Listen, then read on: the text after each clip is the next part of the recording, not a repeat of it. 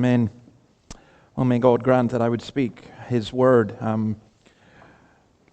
It's interesting, I've been thinking about this in terms of the Bible and the stories and everything else. Last week, we in Judges, basically we looked at the story of a man who was stabbed to death on a toilet. And this week, we're looking at the story of a man who was killed while he was out camping, basically by a woman who drove a tent peg through his head. So, how do you turn these into cute stories? You know, but also it reflects me a little bit about Christmas. What have we done with Christmas that we've turned it into a cute story? Because I don't really think Christmas is a cute story at all. I think it's a story about the slaughter of thousands of baby boys by a jealous king. I think it's the story of people who were forced to flee to Egypt as refugees. I think there's a lot of things about Christmas that kind of we color so that we take the reality out of it. And what I love about the Bible is just how realistic it actually is. The University of Sheffield, 2 weeks ago, I love this. They issued a trigger warning to students who read the Bible because it might upset them. Because they said, and this is about the New Testament, it contains sexual violence. Now, I didn't find that in the New Testament anyway, but that's what they said it had, and all these other things. And all these students had to be warned about it. And I just thought, yeah, there are things that trigger us, and there are things I do want to warn, like we're talking about suffering this evening, and for some people, that is very, very, very upsetting. But sometimes we have to face up to what is really upsetting in order for us to be able to deal with it. I mean, imagine a doctor saying, well, I'm not going to say to my patient that they've got cancer because it's very upsetting. I mean, there's a way in how you say it. So as we look at this story, this is the Word of God, and for me, again, it's just an amazing story. In Judges chapter 4, it's subtitled the story of Deborah, but it's more Deborah and Jael and Barak. And in that regard, I think about superheroes. Two of the children yesterday, lovely twins from the Samoan church, I just had a great conversation with them because they've decided at 5 years old they're going to make a movie. And I'm going to be in the movie. And they were trying to work out whether I was going to be the villain or the superhero. And they decided I didn't really look like a superhero, so I think I'm going the villain route. And I thought, even at 5 years old, children are thinking about superheroes. And that's how the Marvel comics do so well, isn't it? You know, Batman and Spider-Man and all these things. And I was thinking about that in terms of superheroes. Who's your favorite hero? I suppose mine might be Robin Hood, I'm not sure. Your favorite biblical hero, is it David or Samson or Daniel or Esther? But here's the problem with the Bible. With all the heroes in the Bible, they are all fundamentally and deeply flawed. So much so that we'd excommunicate them from the church. You know, so how do we handle that? How do we deal with all this? Because Barak, who we're going to learn about here, his name means lightning. Now that's the ultimate superhero name. You know, lightning. Imagine being called Lightning, the lightning man. But it doesn't work, at least not for him. So we'll read verses 1 to 3. I think they'll come up on the screen of Judges 4. Again, the Israelites did evil in the eyes of the Lord now that Ehud was dead. So the Lord sold them into the hands of Jabin, king of Canaan, who reigned in Hazor. Sisera, the commander of his army, was based in Harosheth Hagoyim. Because he had 900 chariots fitted with iron and had cruelly oppressed the Israelites for 20 years, they cried to the Lord for help.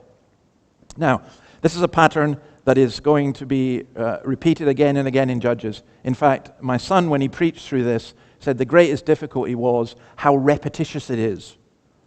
But I think it's repetitious for a reason, because it's showing us a pattern that we all fall into.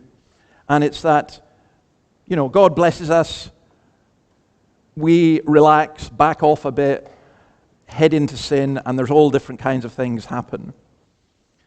And the Israelites here come under this king Jabin of Canaan, who had a commander, Sisera. Now, Sisera is interesting because he's not a Canaanite. We're not sure who he was. He's one of the ancient peoples. But the big thing was that he had 900 iron chariots. And that's like having, I was going to say tanks, but it's more like having drones and super missiles. And he cruelly oppressed the Israelites for 20 years. You'll see on the photograph there, that's today, Hazor. Hazor is the largest archaeological links that are left in Israel. It's the largest ancient ruin in Israel today. It'd be fascinating to visit it and to be part of that archaeological dig. But one of the interesting things about so much of archaeology, by the way, is how much it reinforces what the Bible says. And Hazor is near the Israel-Lebanon border. This man, Sisera, seemed invincible. So the Israelites are pretty miserable. Things are not going well. Let's read verses 4 to 10, see what happens next. Now Deborah, a prophet, the wife of Lapidoth, was leading Israel at that time. She held court under the palm of Deborah between Ramah and Bethel in the hill country of Ephraim. And the Israelites went up to her to have their disputes decided. She sent for Barak, son of Abinoam, from Kadesh in Naphtali, and said to him, "The Lord, the God of Israel, commands you, go take with you 10,000 men of Naphtali and Zebulun, and lead them up to Mount Tabor. I will lead Sisera, the commander of Jabin's army, with his chariots and his troops, to the Kishon River, and give him into your hands." Barak said to her, "If you go with me, I will go. But if you don't go with me, I won't go." "Certainly, I will go with you," said Deborah. "But because of the course you are taking, the honor will not be yours. For the Lord will deliver Sisera into the hands of a woman." So Deborah went with Barak to Kadesh. There Barak summoned Zebulun and Naphtali, and 10,000 men went up under his command. Deborah also went with him. Now, Deborah is just one of those fascinating characters in the Bible. What can we say about her? It's very clear. It's what the Word of God says. She was a prophetess who preached, who taught, and who held court where people came to have their disputes sorted. That's very clear from verse 6. Now, she's different from all the other judges. The book of Judges is about leaders, and she's a leader, but the way that she is different is this. She led from wisdom and character rather than sheer might. This is not Deborah Boadicea, the warrior queen. You know, this is not Deborah with a sword and, hey, watch me, I can beat all the guys. It's interesting, I find it fascinating in a lot of the fantasy films and fantasy games just now, that you always get the woman, and by the way, she's always, of course, incredibly good looking and dressed as a man would want her to be dressed, and you know, defeats all the men very easily. That's not what this is about. In fact, Deborah in all the book of Judges is the closest you get to having a godly leader. That's why she's able to send for Barak, and she gets Barak to do the fighting. Now I want to say something about Barak before we return to Deborah.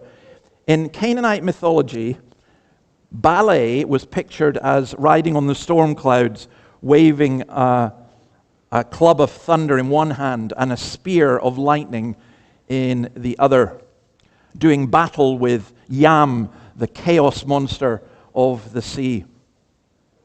I don't know if it feels like this. I don't know if we're going to get thunder and lightning today. I'm sorry, I'm not used to thunder and lightning. You know, I come from Scotland, a country that is blessed with not having anything wrong with it. You know, bushfires, drought, floods, whatever. You almost want to say to Australia, what did you do? But when the thunder and lightning happens, and we may get thunder and lightning, it's just, I find it really quite terrifying. I'm with the dogs who want to go and hide. You know, it really is something that is disastrous. It seems like it anyway. And Barak, he is, with this lightning, he's being set up as some kind of warrior hero. And Deborah is a prophetess. She knows that she has to summon, and she does so. And she gives him even a battle plan. You know, it's like, you know that old thing about the man being the head of the household, but the woman being the neck that turns the head? Well, she's very definitely the one who's controlling things and saying what happens. Because this is a plan. It's not Deborah's plan. It's given to her by God. He is to go to the bottom of Mount Tabor, where he would still be at an enormous disadvantage when compared with Sisera's men. It is like tanks against infantry. But God has promised that he will give him victory. Now, here's where Barak turns out not to be a superhero. Because God has told him to go, and he hesitates. He's not sure. And he says, look at verse 8, if you go with me, I will go. But if you don't go with me, I won't go. He's basically been told by God to go, and he's saying, I'm not going unless you come. Now, Deborah was obviously greatly respected in that sense and was known as a leader in that way.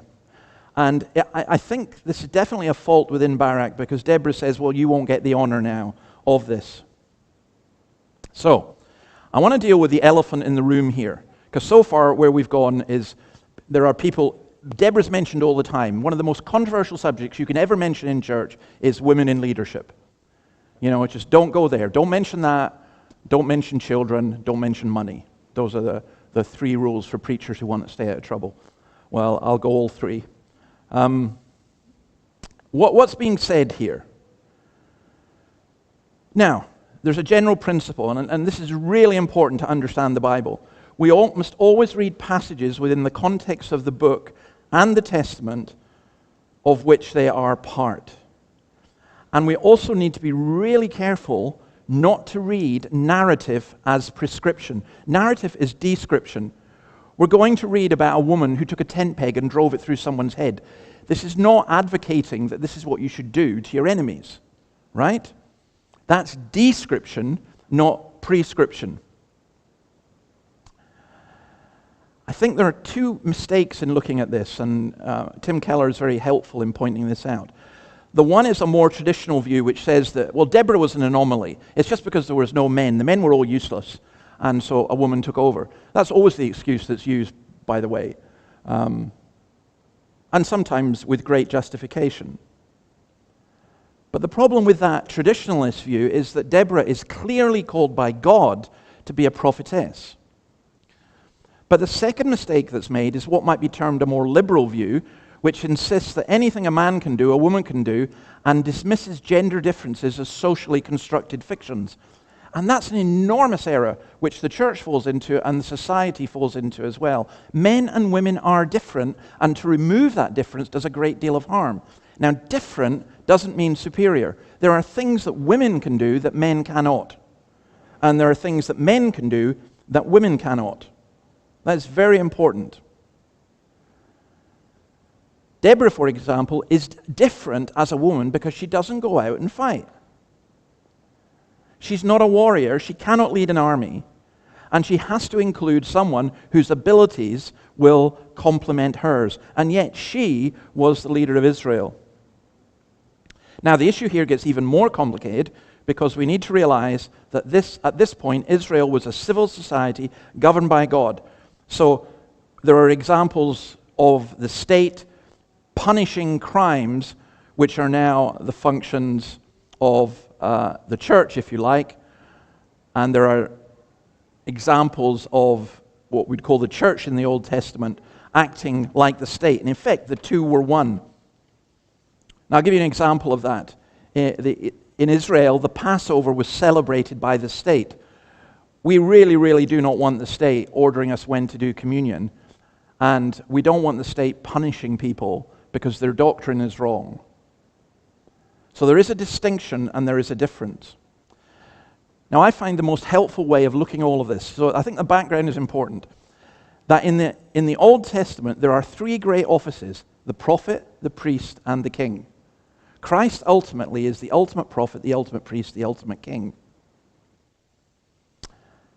Some women were prophets. Deborah, classic example. Some were judges or queens, but none were priests. And that is hugely important. Even in the Old Testament, it is clear that God's people, both male and female, are equal, but they are not equivalent. Now, in the New Testament, when we go to the New Testament, we discover that there are women who are prophets. They teach God's word. And there are women who are deacons. For example, 1 Timothy chapter 3, verse 11. But 1 Timothy chapter 3, verse 1 says the role of elder is reserved for men. So just as in the Old Testament, there was one office that only a man could do, so in the New Testament, that's the same. Now, don't ask me to justify it. Don't ask me to explain it all. That's what the Word of God says, and we go by the Word of God. And I think it's important to do so, and to do so within the constraints and the context of what it says. It's clear to me that in the New Testament, women did teach. So those of you who are women who lead a Bible study, I can't see how that's a problem. Even teaching, I know there are some churches who would say, oh no, we can't have women teaching men. Well, why not? You know, that doesn't really make... I remember in the Free Church College in Edinburgh, the Greek professor was sick, and the person who came in to teach was a woman who was an absolute expert in Greek. Well, of course. Yeah. I think this church, by the way, I think we need women who are good Bible teachers, and I think we need men who are good Bible teachers. And I want to say this, the vast majority of women, like the vast majority of men, are not good Bible teachers. Not everyone can teach the Bible. And when you can teach the Bible, that's a real gift. And women's teaching in that is, to me, that's quite clear. However, when we do start a Kirk session, we will stick with the biblical pattern. And again, I know that not everyone agrees with that. But it depends what you mean by an elder. And I want to stick with what the Bible says about being an elder. There's a lot of misunderstanding about what it means to be an elder. So, what does this say about women in leadership? It tells you that a woman can be a prophetess. It tells you that a woman can be in leadership and in political leadership as well. John Knox, who's a superhero to me, all our superheroes have faults. John Knox wrote a book because he was really annoyed at Queen Elizabeth, and he certainly didn't like Mary, Queen of Scots. And he wrote a book called The Monstrous Regiment of Women. And what he meant by that was the monstrous rule of women and how wrong it was to have a woman leading a country. No, that's not what the Bible teaches. And whether you liked Mrs. Thatcher, for example, her politics or not, I'm not going to say anything about that. I'll tell you my personal story at one point. But yeah, she's definitely a leader. And there are some women leaders who've been absolutely amazing. So the Bible's it's not opposed to that. And when you got men going around saying, well, it has to be a man because men are better leaders. No, that's not always the case. So what happens then? Verses 11 to 15. Heber the Kenite had left the other Kenites, the descendants of Hobab, Moses' brother-in-law, and pitched his tent by the great tree in Zananim near Kadesh.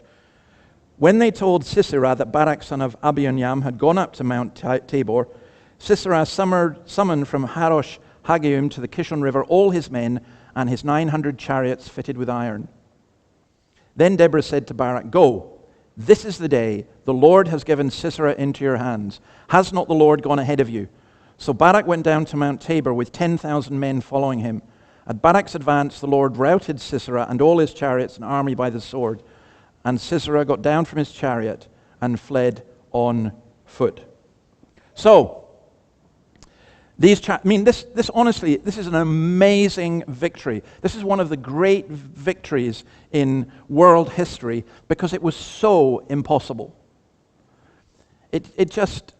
Nobody had ever defeated chariots on the plain, iron chariots on the plain, and Barak did. Except it was God who enabled him to do so. Incidentally, the Kenites, I love that name for a tribe, they were Moses' brother-in-law. They were descendants of Hobab, Moses' brother-in-law. And he sets up a tent. You get the scene, and the tent will come back into the story later on. But notice the difference this time. This time, Sisera doesn't hesitate. Deborah says to him, go, and he goes, because he believes that Deborah is saying to him God's word, and he goes. And I think there's a general pattern here as well for us, that sometimes we're really reluctant to do what God says, and sometimes he gives us a second chance, and we get to do it. Well, that's what happened here. But there was a problem. Sisera escaped.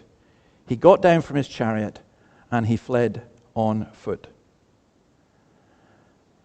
Now, the other interesting thing in this is Deborah's question to Barak, has not the Lord gone ahead of you?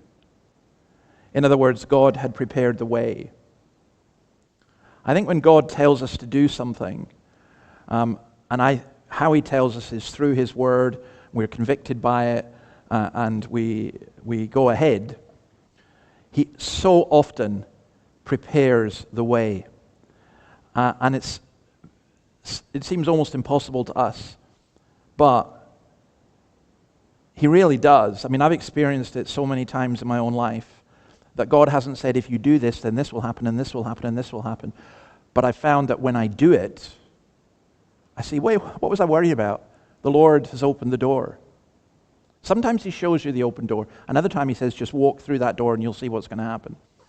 I think my favorite story about this is a church in Birmingham, England, who decided they would go and do some door-to-door work. And they were very, very nervous about it. So the minister met with the people who were going around to do it. They were going around in twos. And he read them the story of the Ethiopian eunuch. And I just love this. And they were terrified. And he read this story and he told them what would happen. And so the first couple went up to the top of a multi-story block of flats. And the first door they knocked on, this man came to the door. And he was an Ethiopian. I don't know if he was a eunuch, but he was definitely an Ethiopian. And they were just blown away at this. They just thought, oh, okay, let's carry on. You know, this is for everybody. And I can't explain how thrilling it is to be involved in God's work, not knowing what's going to happen. And then when you look back, you go, wow, God knew all along. And, you know, it's not about me. God opened the door, and that's what happened. The Lord went ahead. And that's why it's so important, by the way, that we pray. Because we pray for God to go ahead, because if we just go ahead in our own strength, we'll fail. Right, let's look at this rather gruesome story from verse 16. Barak pursued the chariots and army as far as Harashoth Hagoyim, and all Sisera's troops fell by the sword. Not a man was left. Sisera, meanwhile, fled on foot to the tent of Jael, the wife of Heber the Kenite, because there was an alliance between Jabin, king of Hazor, and the family of Heber the Kenite. Jael went out to meet Sisera and said to him, "Come, my lord, come right in, don't be afraid." So she entered her tent and covered him with a blanket. "I'm thirsty," he said. "Please give me some water." She opened a skin of milk, gave him a drink, and covered him up. "Stand in the doorway of the tent," he told her. "If someone comes by and asks you, 'Is anyone in there?' say no." But Jael, Heber's wife, picked up a tent peg and a hammer and went quietly to him while he lay fast asleep, exhausted. She drove the peg through his temple into the ground, and he died. Just then Barak came by in pursuit of Sisera, and Jael went out to meet him. "Come," she said, "I will show you the man you're looking for." So he went in with her, and there lay Sisera with the tent peg through his temple, dead. I looked at famous paintings of this, and all of them were too gruesome to put up in church. But you get the picture, don't you? I mean, what a breach of hospitality, you know, at one level. But what an extraordinary woman, too. And also, what a strange way for Deborah's prophecy to be fulfilled. Nobody would have known about Deborah's prophecy. See, if you were a mighty warrior like Sisera, your dream was to die in battle at your chariot, slain by the enemy commander. Not to have a woman put a tent peg through your head. And this is even more important to think of this when you go camping. Setting up and taking down tents. Whose job is that in your family? In this culture, it was a woman's job. A woman's job was to put up the tent. I really like that rule, and I think it should be brought back for camping. It was. And the tent peg and the hammer were essentially a woman's household appliance. So this is like this mighty warrior being killed with, I don't know, an iron or you know, a rolling pin. You know, imagine that, you know, that kind of scenario. So basically, he got whacked by a woman with a rolling pin. That's what it's saying. It's part of his humiliation, but also Barak's humiliation. So in all of this, what do we learn? Well, I think Barak was not a superhero. He was a flawed hero. He equivocated.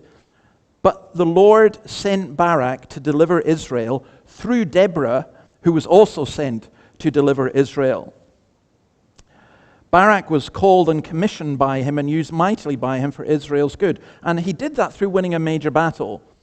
And I was thinking about this because I went down to the Rest is History in Sydney with Tom Holland and Dominic Sandbrook, and it was just wonderful. It was great.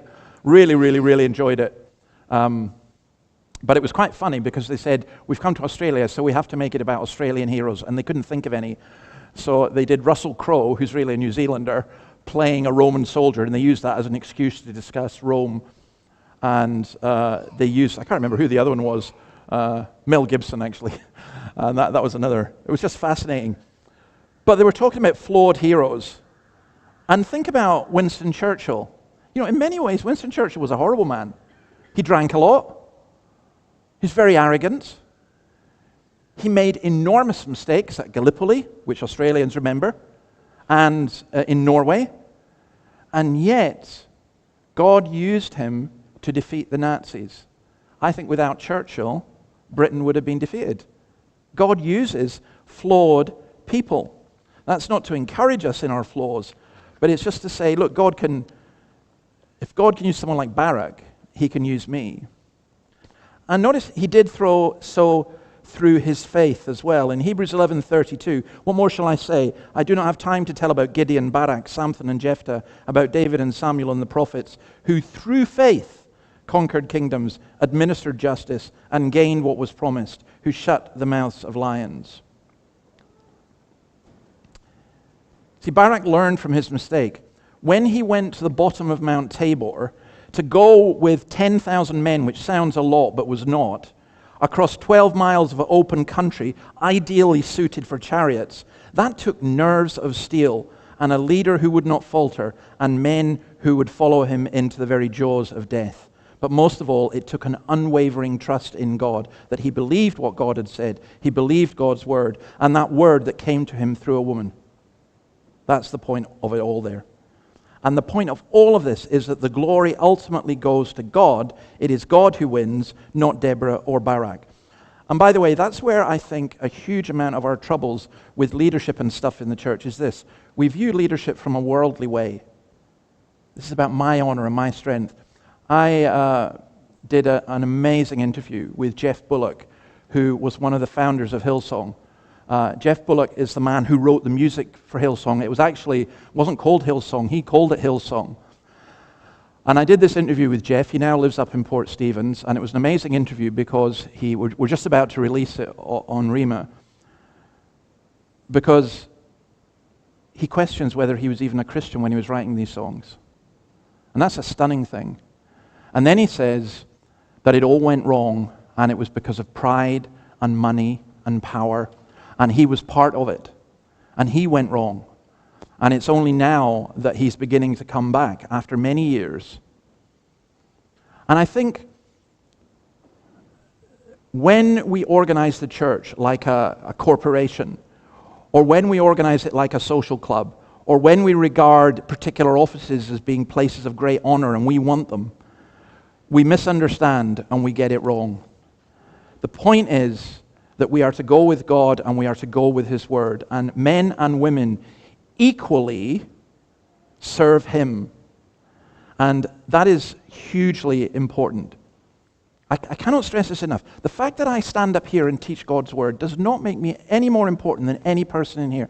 It really does not. I absolutely genuinely believe that. And that is a burden you should never ever place upon anyone. I have a great honor of teaching God's Word, but you have the even greater honor of applying it and living it and seeing it work out. Well, I think those are the lessons we learn from that. Maybe we need to, well, let me just pray, actually. Lord, we ask that you would help us. There's only one superhero, and that is you, Lord Jesus. You had no sin, you had no faults. You were not violent. You're compassionate and forgiving, and yet all-powerful, meek and humble, and great and glorious. And we bless you that you use frail human beings, even us here. But Lord, help us to listen to your word, and not to be like Barak at the beginning, hesitating, but to be like Barak with his second chance, going and doing what you told him to. And we thank you for Deborah and for her testimony. And we pray, O Lord, that you would raise up godly women not only in this church, but in other churches as well, who will demonstrate by their lives and teach by their lips what your word says. We ask all this in your name. Amen.